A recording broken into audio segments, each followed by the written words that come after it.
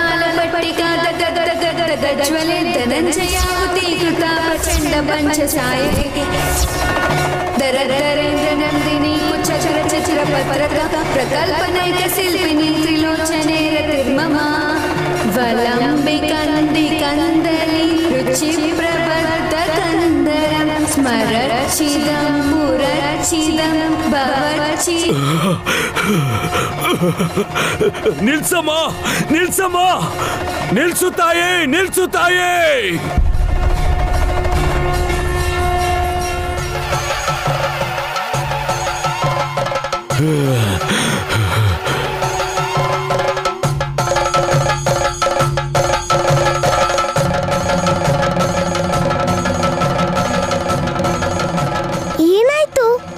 ಏನಾಯ್ತು ಅಂತ ಕೇಳ್ತಿದ್ಯಲ್ಲಮ್ಮ?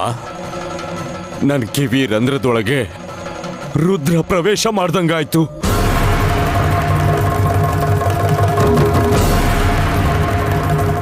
ನೀನು ಡಮರುಗ ಬಾರಿಸ್ದಂಗಿರ್ಲಿಲ್ಲ. ನನ್ನ ಹೃದಯ ನಾನಿನ್ನ ಅಂಗೈಯಲ್ಲಿಟ್ಕೊಂಡು ಅದನ್ನೇ ಡಮರುಗ ತರ ಬಾರಿಸ್ದಂಗ ಆಗ್ತಾ ಇತ್ತು. ನೀನ್ ಪೂಜೆ ಮಾಡು, ನನ್ ಪಾಡಿಗೆ ನಾನು ಡಮರುಗ ಬಾರಿಸ್ತೀನಿ. ಬೇಡ ಬೇಡ ತಾಯಿ, ಬೇಡ. ನೀನ್ ಮತ್ತೆ ಬಾರಿಸಿದ್ರೆ ಇನ್ನು ಒಂದೇ ನಿಮಿಷದಲ್ಲಿ ನನ್ ಪ್ರಾಣ ಹೋಗೋದಂತೂ ಖಂಡಿತ. ಬೇಡ ಬೇಡ ತಾಯಿ, ಬೇಡ ತಾಯಿ.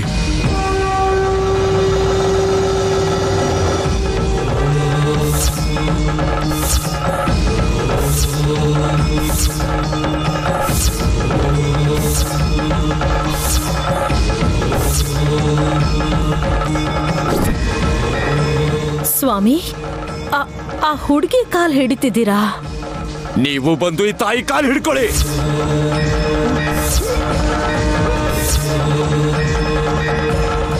ಆಂಟಿ ಅವಳಿಗೆ ಸಾರಿನೇ ಹೇಳಲ್ಲ ಅಂದ್ರು, ಅವಳ ಕಾಲ್ ಹಿಡಿ ಅಂತಿದ್ದೀರಲ್ಲ ಸ್ವಾಮಿ. ಇಂಥ ಎಕ್ಸ್ಪೆರಿಮೆಂಟ್ ಮಾಡೋದು ತಪ್ಪು ಅಂತ ಈ ಸ್ವಾಮೀಜಿ ತಿಳ್ಕೊಂಡ್ರು ಅನ್ಸುತ್ತೆ. ರಕ್ತ ಅಂಟಿರೋ ಕೈಯಲ್ಲಿ ವಿಶಾಲಾಕ್ಷಿ ಪಾದಾನ್ ಮುಟ್ಟಿ ಮೈಲ್ಗೆ ಮಾಡ್ಬಿಡಿ ಸ್ವಾಮಿ, ಬಿಟ್ಬಿಡಿ. ಎಲ್ಲ ಮುಗಿತಮ್ಮ, ನಾನು ಊರಿಗೆ ಹೋಗ್ಬೇಕು. ನಾನು ಕೂಡ ಬರ್ತೀನಿ, ನಾನು ಕೂಡ ಬರ್ತೀನಿ. ನಂಜೀನ್ ಗುಡ್ಗ ಕೈಲಾಸಕ್ಕಾದ್ರೂ ಸರಿ ನನ್ನ ಕರ್ಕೊಂಡು ಹೋಗಮ್ಮ. ಅಯ್ಯೋ, ಇನ್ನೂ 10 ಕಾಲ ಇರ್ಬೇಕಾಗಿರೋನು ನನ್ನ ಹಿಂದೆ ಬರ್ತೀನಿ ಅಂತಿದ್ದಾನಲ್ಲ. ಸ್ವಾಮಿ ಬಿಟ್ಬಿಡಿ, ವಿಶಾಲಾಕ್ಷಿ ಹೋಗ್ಬೇಕು. ಬಿಡಲ್ಲ ಬಿಡಲ್ಲ, ನಾನು ಬರ್ತೀನಿ, ನಾನು ಬರ್ತೀನಿ, ನಾನು ಬರ್ತೀನಿ. ನಾನು ಕರ್ಕೊಂಡು ಹೋಗುತ್ತಾಯಿ. ಇವ್ರಿಗೆ ಹುಚ್ಚ ಹಿಡ್ದಿದೆ ಅನ್ಸುತ್ತೆ. ಅತ್ತೆ, ನೀವಾದ್ರೂ ಹೇಳಿ, ತಡ ಆಗೋದ್ರೆ ಅವ್ರ ದೇಹದಲ್ಲಿರೋ ರಕ್ತ ಎಲ್ಲ ಹೊರಗ್ ಬಂದು ಪ್ರಾಣ ಹೋಗುತ್ತೆ. ಹಠ ಹಿಡ್ದು ಕೂತವ್ರಿಗೆ ನಾನೇನ್ ಹೇಳಿ? ಯಾರು ಹೇಳಿದ್ರು ಕೇಳಲ್ಲ. ನನ್ನ ಹಿಂದೆ ಬರ್ಬೇಕು ಅಂತಿದ್ದಾನೆ. ಸರಿ ಬಿಡು, ಏನ್ ಮಾಡೋದು? ಕರ್ಕೊಂಡು ಹೋಗ್ತೀನಿ, ನಡಿ.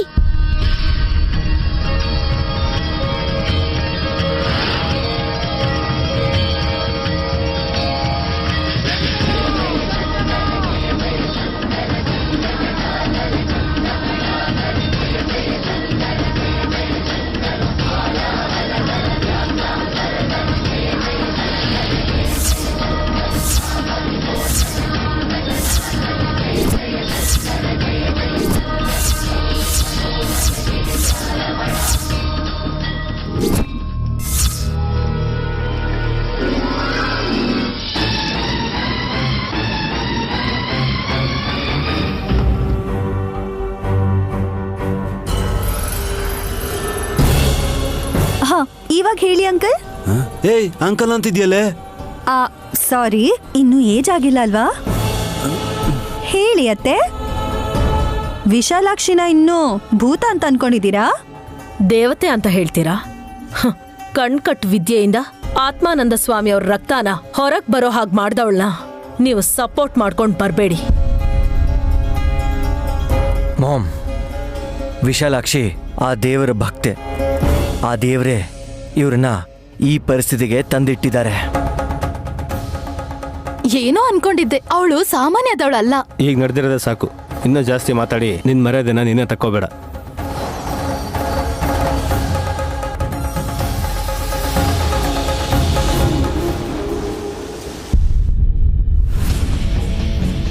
ಆತ್ಮಾನಂದ ಸ್ವಾಮೀಜಿ ರಕ್ತ ಅಂಟ್ಕೊಂಡ್ಬಿಟ್ಟಿದೆ. ಎಷ್ಟು ವರ್ಷದ್ರೂ ಹೋಗ್ತಾನೆ ಇಲ್ಲ. ಆ ಸ್ವಾಮಿ ಹೇಗಿದ್ರು ಅಂತ ನೋಡಿದ್ಯಲ್ಲ, ಮನುಷ್ಯರನ್ನೇ ನುಂಗೋ ಹಾಗಿದ್ದಾನೆ. ಲೈಟ್ ಹೌಸ್ ಇಲ್ಲೂ ಸ್ವಲ್ಪ ಗುಡ್ಸೆ. ನೀವು ಸ್ವಲ್ಪ ಜಾಗ ಬಿಡಿ. ಜೋರಾಗಿ ಗುಡ್ಸಿದ್ರೆ ಕಸದ ಜೊತೆ ನೀವು ಹಾರೋಗ್ತೀರಾ ಅಷ್ಟೇ.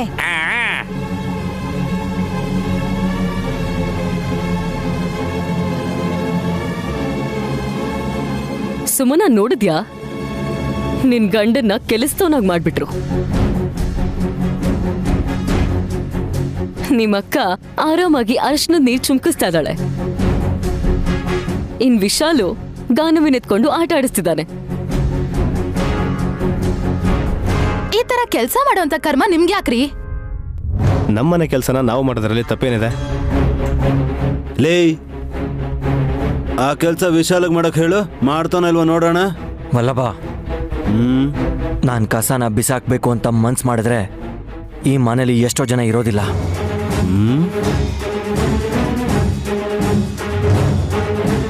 ಆಗ ನನ್ನ ತಂಗಿ ನನ್ನ ಕಾಲ್ ಹಿಡ್ಕೊಂಡ್ರು ಸರಿ, ಅವಳ ಮಾತು ಕೇಳಲ್ಲ.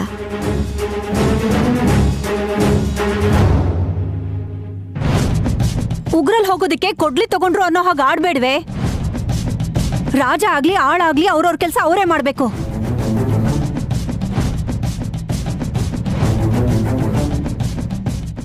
ನಮ್ ಅತ್ತೆ ಏನೋ ಮಾತೇ ಆಡ್ತಿಲ್ವಲ್ಲ, ನಾಲ್ಗೇನು ಬಿದ್ದೋಯ್ತಾ ಹೇಗೆ?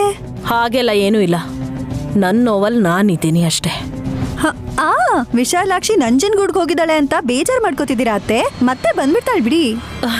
ಅವಳ ಬಗ್ಗೆ ನಾನು ತಲೆ ಕೆಡಿಸ್ಕೊಳ್ಳಲ್ಲ. ಮನೆಗ್ ಬಂದ್ ಸ್ವಾಮಿಗಳ್ಗೆ ಆ ಥರ ಆಯ್ತಲ್ಲ ಅಂತ ನಮ್ಮ ಮಾಮ್ ಮನ್ಸು ಕಕಲ ವಿಕಲ ಆಗೋಗಿದೆ. ಹೇ, ಕಕಲ ವಿಕಲನಾ ಅಂದ್ರೆ ಏನರ್ಥ ರೀ? ಯಾವ್ದೋ ಬುಕ್ಕಲ್ಲಿ ಓದಿದ್ದೆ, ಚೆನ್ನಾಗಿತ್ತು ಅಂತ ಹೇಳಿದ್ನಪ್ಪ. ಅದೇನೇ ಆದ್ರೂ ಸರಿ, ಆ ವಿಶಾಲಾಕ್ಷಿ ಮತ್ತೆ ಮನೆಗಿನ್ ಯಾವತ್ತೂ ಬರಬಾರ್ದು. ರಕ್ತ ಅಂಟ್ಕೊಂಡಿರೋ ಕಾಲಲ್ಲೇ ತಿರುಗಿ ವಾಪಸ್ ಬರ್ತಾಳೆ ಅನ್ಕೊಂಡಿದ್ಯಾ? ಅದಕ್ಕಲ್ಲ, ಅವಳು ನಂಬೋ ಅಂತವಳಲ್ಲ. ಅಡ್ರೆಸ್ ಇಲ್ದಿರೋರ್ನ ಎಷ್ಟು ದೂರ ಇಡ್ತೀವೋ ಅಷ್ಟೇ ಒಳ್ಳೇದು. ನಿನಗಿದ್ಯಾ ಅಡ್ರೆಸ್ಸು?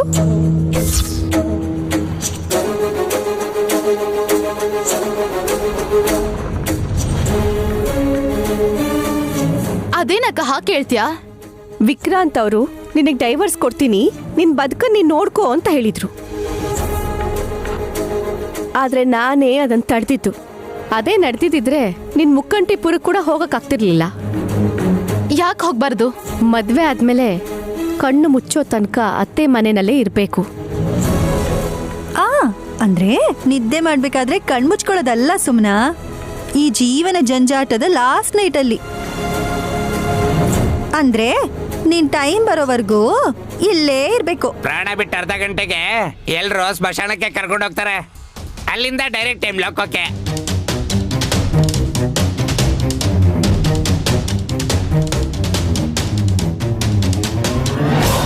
ಏನ್ ಇವ್ರೆಲ್ಲ ಯಾವ್ದೋ ಪಿಕ್ನಿಕ್ಗೆ ಹೋಗೋ ತರ ಮಾತಾಡ್ತಿದಾರಲ್ಲ? ಸಾವು ಅಂದ್ರೆ ಆಟ ಆಗೋಗಿದೆ ಇವ್ರಿಗೆಲ್ಲ. ಹೌದು ಬ್ರದರ್,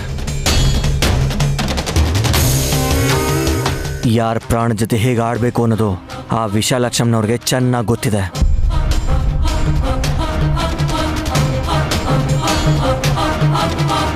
ಉದಾಹರಣೆಗೆ ತಿಲೋತ್ತಮ ಅತ್ತೆಗೆ ಸಾವು ಬರ್ಬೇಕು ಅಂದ್ರೆ.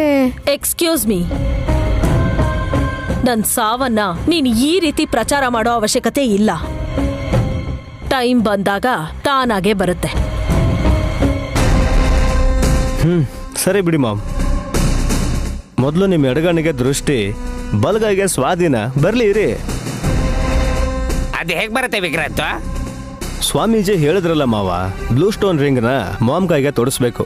ಏನು ತೊಡಸೋ ಅವಶ್ಯಕತೆ ಇಲ್ಲ, ಅದ್ರ ಮೇಲೂ ಏನಾದ್ರೂ ಪ್ರಯೋಗಗಳು ಮಾಡಿರ್ತಾರೆ ಇವರೆಲ್ಲ.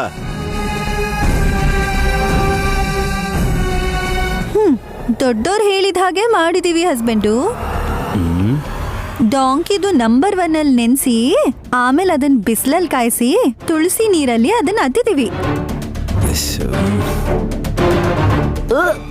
ಕೊನೆಲ್ ಬೂದಿ ಏನಾದ್ರೂ ತಿಂದೇ ಇದ್ರೆ ಅತ್ತೆ ಕೈ ಟೊಯ್ ಟೊಯ್ ಅಂತ ಆಡ್ಸಕ್ಕಾಗಲ್ಲ. ಇದ್ರ ಮೇಲೆ ನಿಮ್ ಇಷ್ಟಪ್ಪ.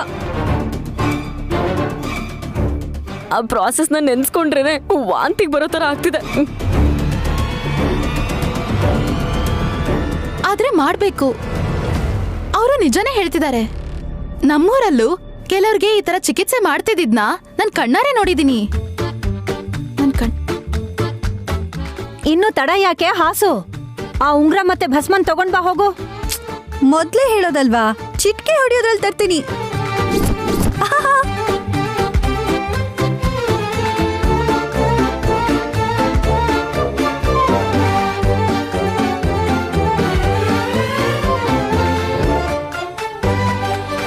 ಅಷ್ಟು ಬೇಗ ತಂದ್ಬಿಟ್ಯಾ?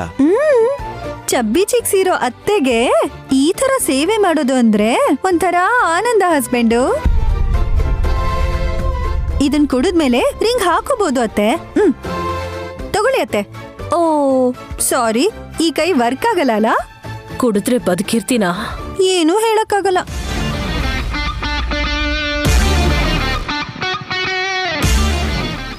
ಅದಕ್ಕೆ ಭಯ ಪಡಿಸ್ಬೇಡಿ ನೀವು.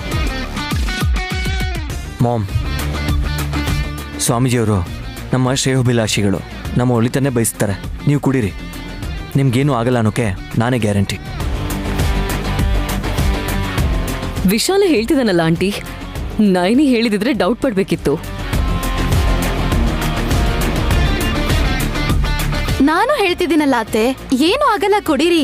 2 ದಿನ ಕುಡಿದ್ರೆ ಅಭ್ಯಾಸ ಆಗತ್ತೆ. ಅಬ್ಬಾ, ಟೈಮ್ ವೇಸ್ಟ್ ಮಾಡ್ಬಿಡಿ ಅತ್ತೆ. ಕುಡೀರಿ ಕುಡೀರಿ ಕುಡೀರಿ, ಸುಮ್ನೆ ಕುಡೀರಿ. ಅಯ್ಯೋ ಬೇಗ.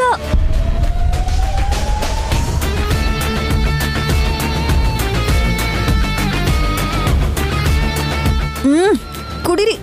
ಬಾ, ಏನ್ ಸ್ಮೆಲ್ ಬರ್ತಿದ್ಯೋ, ಕುಡೀರಿ.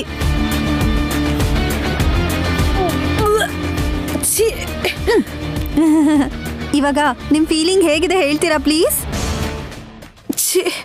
Tell me. ಅದ್ಗೆ ಅದೇನಾದ್ರೂ ಪಾಯಸನ ಇಲ್ಲ ಅಮೃತನ? ವಿಚಿತ್ರವಾಗಿದೆ ಅಂತ ಮಾಮ್ ಫೇಸ್ ನೋಡಿದ್ರೇನೆ ಗೊತ್ತಾಗುತ್ತೆ. ಅತ್ಗೆ ಹ್ಞೂ ಅಂತಾನೋ ಊಹು ಅಂತಾನೋ ಏನಾದ್ರೂ ಒಂದು ಹೇಳು. ಇಲ್ಲ ಅಂದ್ರೆ ಅಂತ ಕತ್ತೆ ಭಾಷೆಯಲ್ಲಿ ಮಾತಾಡ್ತಾರೇನೋ. ನಮಗೂ ಆ ಟೆನ್ಷನ್ ಇರುತ್ತೆ ಅಲ್ವಾ. ಕೆಟ್ಟದಾಗಿದೆ, ಬಟ್ ಓಕೆ. ಯಜಮಾನ್ರೆ, ಆ ಉಂಗ್ರನ ನಿಮ್ಮಮ್ಮಂಗೆ ನೀವೇ ತೊಡ್ಸಿ. ನಾನಿ, ವಲ್ಲಭನೆ ಕೈಗೆ ಹಾಕ್ತೇನೆ ಬಿಡು. ಏಯ್ ಚಿಚಿ,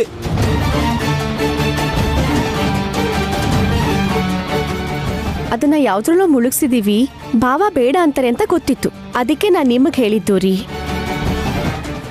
ಸರಿ, ಅದಕ್ಕೆ ಕೊಡಿ. ಟಿಕೆಟ್ ಅಳ್ಬೇಡ ಏನೂ ಆಗಲ್ಲಮ್ಮ.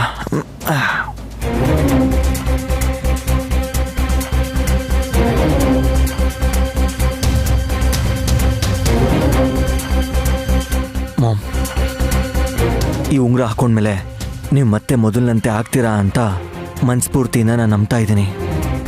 ಇನ್ನೊಂದು 20 ದಿನಗಳಲ್ಲಿ ನಿಮ್ಮ ಕೈ ಕಣ್ಣು ಎರಡೂ ಮೊದಲಿನ ಥರನೇ ಆಗ್ಬಿಡುತ್ತೆ.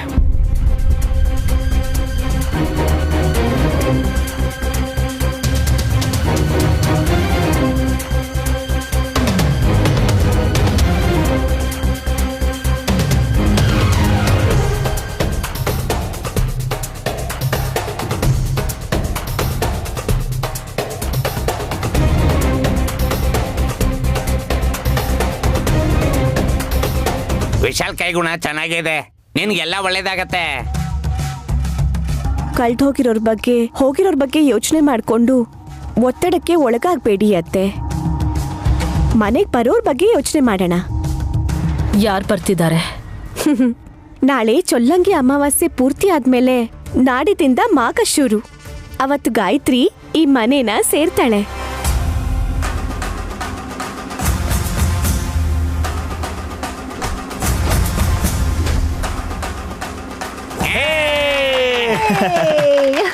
ಸೂಪರ್. ಇವರು ದತ್ತು ತಗೋತಾ ಇದ್ದಾರೆ ಅಂತ ಚಪ್ಪಾಳೆಯನ್ನು ಹೊಡಿಬೇಕಾಗಿಲ್ಲ. ಏಳಬ್ಳ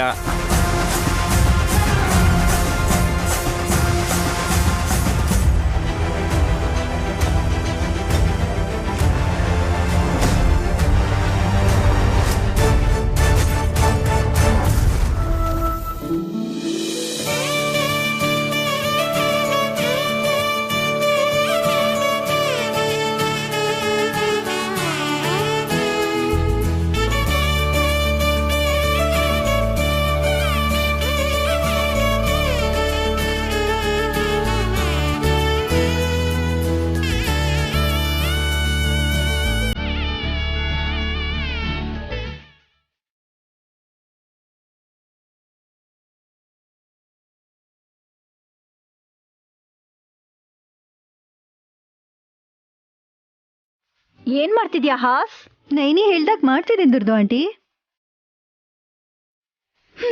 ನಮ್ಮ ಅಕ್ಕನ ಮಾತಿಗೆ ಇಲ್ಲ ಅಂತ ನೀನ್ ಹೇಳಲ್ಲ ಅಂತ ಗೊತ್ತು ಅಕ್ಕ. ಮಾಡ್ತಿರೋದು ಏನು ಅಂತ ಕೇಳ್ತಿದ್ದಾರೆ.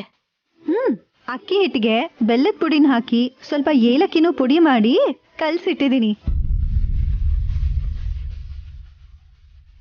ನೈನಿ ನೆಕ್ಸ್ಟ್ ಏನು? ಮಧ್ಯದಲ್ಲಿ ಸಣ್ಣ ಹಳ್ಳ ಮಾಡಿ ಬತ್ತಿ ಎಣ್ಣೆ ಹಾಕಿ ದೀಪ ಹಚ್ಬೇಕು ಅಕ್ಕ. ಅದಕ್ಕೆ ತುಪ್ಪ ತಗೊಳ್ಳಿ. Thank you Vishal. ಬತ್ತಿ ತಗೊಳಮ್ಮ. ನನ್ ಮುದ್ದಿನ ಗಂಡ ಒತ್ ಕೊಟ್ಟಿದ್ದಾರೆ. ಏನ್ ಓದ್ತಿದಾರೋ? ನೀನೊಬ್ಳು ಕೆಲ್ಸ ಮುಗ್ಸೆ ಮೊದ್ಲು.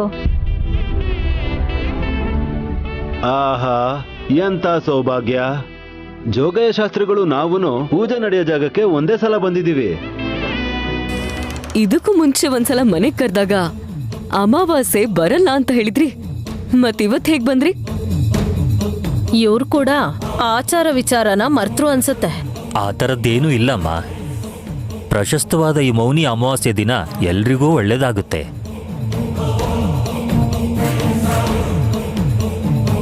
ನಿಮಗೂ ಕೂಡ ಆರೋಗ್ಯ ಸರಿಯಿಲ್ಲ ಅಂತ ಕೇಳಿದೆ, ನೋಡ್ಕೊಂಡು ಹೋಗೋಣ ಅಂತ ಬಂದೆ. ಏನು ಅಂತ ಹೇಳೋದು ಶಾಸ್ತ್ರಗಳೇ? ಎಡಗಣ್ ಕಾಣಿಸ್ತಾ ಇಲ್ಲ, ಬಲಗೈಯಲ್ಲಿ ಸ್ವಾಧೀನ ಇಲ್ಲ. ಗುರುಗಳ ಆಜ್ಞೆ ಪ್ರಕಾರ ನಿನ್ನೆ ಅಷ್ಟೇ ನೀಲಿ ವರ್ಣದ ಉಂಗ್ರನ್ ಕೂಡ ಮಾಮ್ ಕೈಗೆ ತೋರಿಸಿದ್ವಿ. ಒಳ್ಳೇದಪ್ಪ. ಇವತ್ತು ಬೆಳ್ಳಿ ಕಡಗ ಕೂಡ ಕೈಗೆ ಹಾಕಿ. ಓ, ಇನ್ನು ಅದ್ ಬೇರೆ ಇದೆಯಾ? ಇವತ್ತೇ ಜಗನ್ನಾಥ ಅಲ್ಲಿ ನೋಡಿ. ಹಾಗೆ ವೈದ್ಯ ವೀರ ರಾಘವ ಸ್ವಾಮಿ ರೂಪದಲ್ಲಿ ಅವತಾರ ತಾಳಿದ್ರು.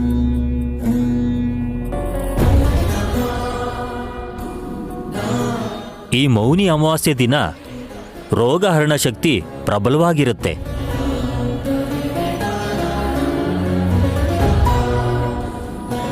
ಬೆಳ್ಳಿ ಕಡ್ಗಾನ ತಂದಿಟ್ಟಿದ್ದೀನಿ ಶಾಸ್ತ್ರಿಗಳೇ. ನೋಡುದ್ಯಾ ಅತ್ಗೆ, ನೈನಿ ಜೊತೆ ಯಾವಾಗ್ಲೂ ಜಗಳ ಆಡ್ತಿರ್ತೀಯ, ಆದ್ರೆ ನೀನಂದ್ರೆ ಅವಳಿಗೆ ಎಷ್ಟು ಪ್ರೀತಿ ಅಂತ. ಮಾಮ್ ಕೈ ಕೆಲಸ ಮಾಡದೇ ಇರೋದ್ರಿಂದ ಬೆಳಗ್ಗೆಯಿಂದ ರಾತ್ರಿವರೆಗೂ ಎಷ್ಟು ಕಷ್ಟ ಪಡ್ತಾ ಇದ್ದಾರೆ ಅಂತ ನೈನಿ ನನಗೆ ಹೇಳಿದಾಳೆ. ನನಗಂತೂ ತುಂಬ ಅಯ್ಯೋ ಅನಿಸ್ತಿದೆ. ಹೌದು ಪಾಪ, ವಾಶ್ರೂಮಲ್ಲಿ ಕೂಡ ಲೆಫ್ಟ್ ಹ್ಯಾಂಡಲ್ಲೇ ಬ್ರಷ್ ಮಾಡ್ತಾರೆ. ಊಟ ಮಾಡ್ಬೇಕಾದ್ರೂ ಅದೇ ಕೈ.